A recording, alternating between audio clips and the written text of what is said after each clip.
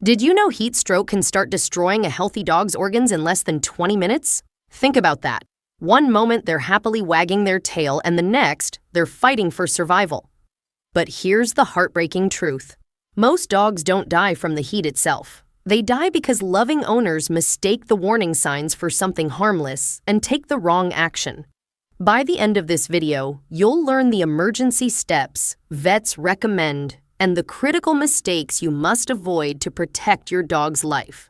First up, spotting heat stroke before it turns deadly.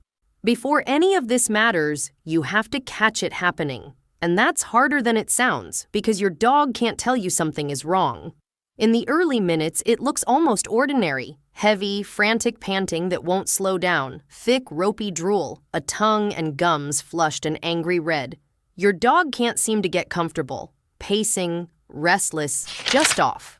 That's the window where you can still win. Miss it, and the signs turn sinister fast. Gums fading to purple, blue, or a sickly pale, vomiting or diarrhea, sometimes streaked with blood, a stumbling, drunken walk, trembling that builds toward seizures and collapse. Want a 5-second test you can run right now? Press a finger to their gum and lift it. If the pink doesn't rush back within 2 seconds, your dog's circulation is already in trouble. First move. Get them out of the heat.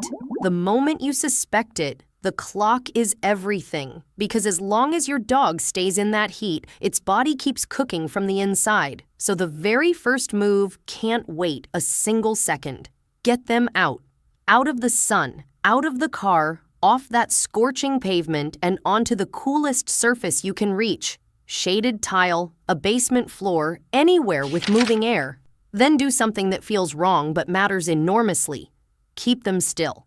Every step, every excited wag generates more internal heat, and their body is already drowning in it. If your dog is large, don't let them walk it off. Support the chest and carry them. And that asphalt? It can scald paw pads in seconds.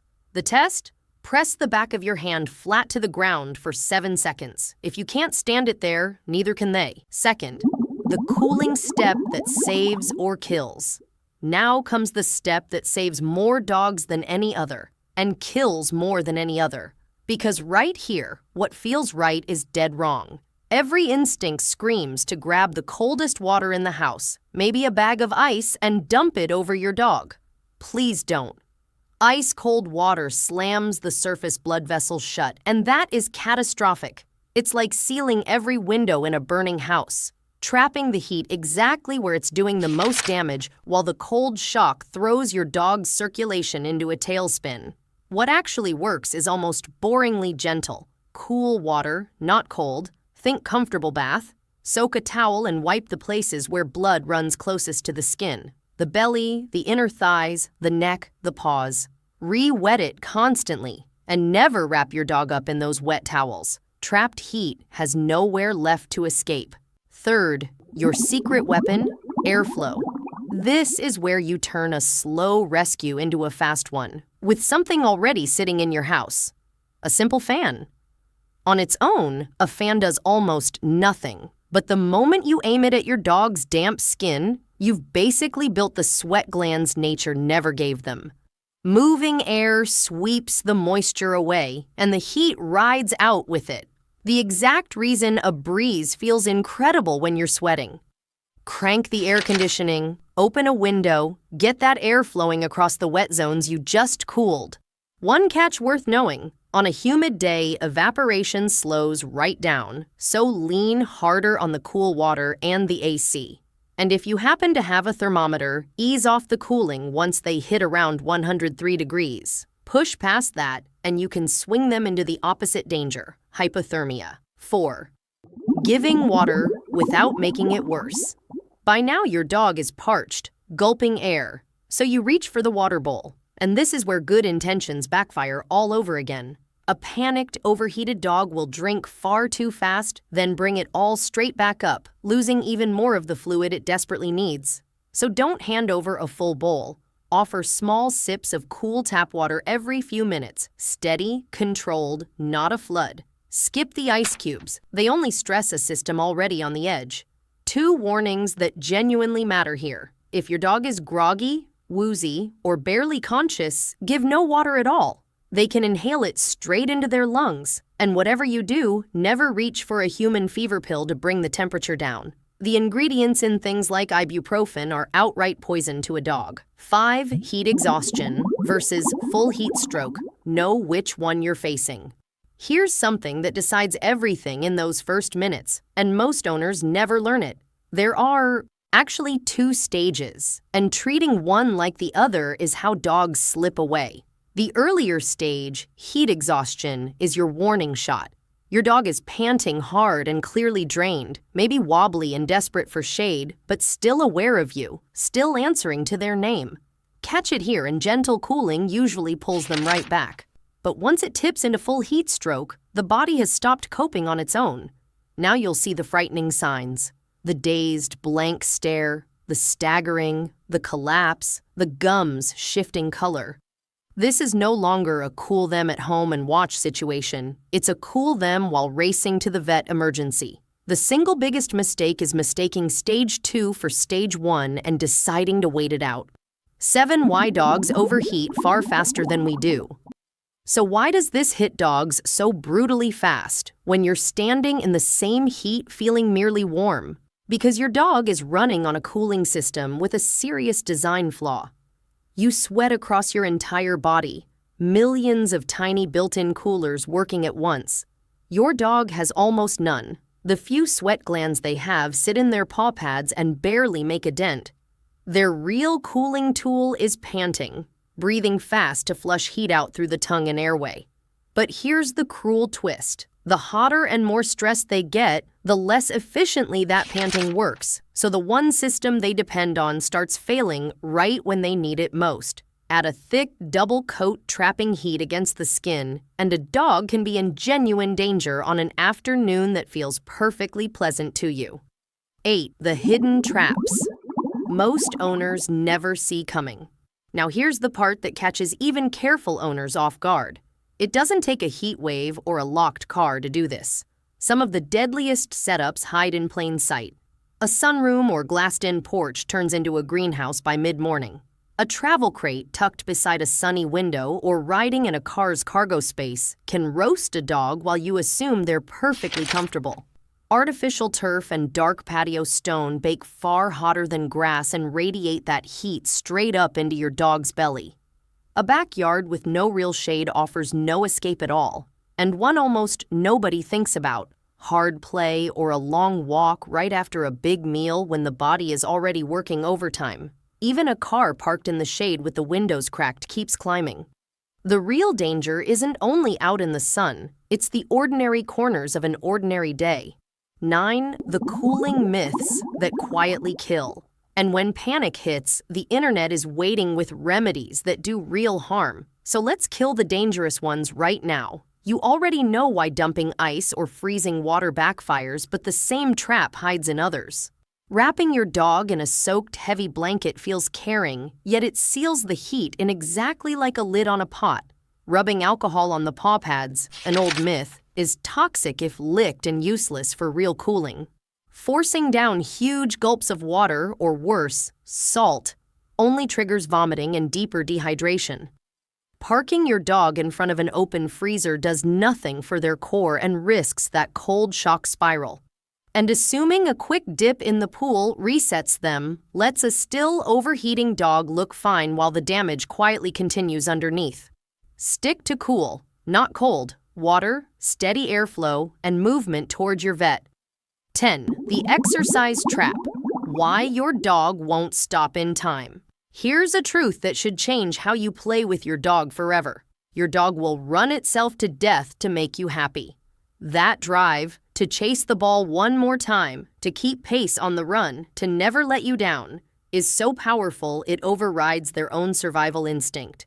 A person feels overheated and stops. Many dogs won't. They'll push past exhaustion, past the warning signs, right up to collapse because the joy of the game and the bond with you drowns out every alarm bell. That's exactly why some of the worst cases strike fit, energetic, perfectly healthy dogs in the middle of a fun afternoon. So on a hot day, you have to be the one who calls it. Cut the fetch short, end the run early, force the water breaks. Your dog will not protect itself here. That job is entirely yours. 11. Heatstroke doesn't wait for summer. Now don't let the calendar fool you because heatstroke doesn't check what month it is. Some of the most heartbreaking cases happen in spring on the first surprisingly warm day, when a dog's body hasn't adjusted to heat yet and nobody's thinking danger so early in the year. A mild, sunny afternoon in March or April can do real harm to a dog that spent all winter cool. And a parked car? It's a death trap in any season the sun is out. Even a cool day can turn that interior into an oven within minutes, windows cracked or not. Travel days, road trips, a sunny apartment with the AC off while you're at work. None of these care that it isn't officially summer yet.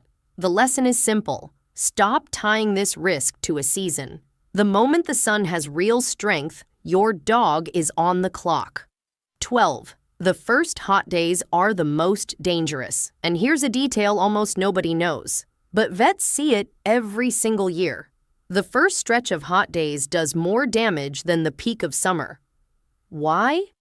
A dog's body actually adapts to heat over time, gradually getting better at coping with it across a couple of weeks. Early in the season, that adjustment simply hasn't happened yet, so the same temperature that's manageable in August can overwhelm a dog in late May.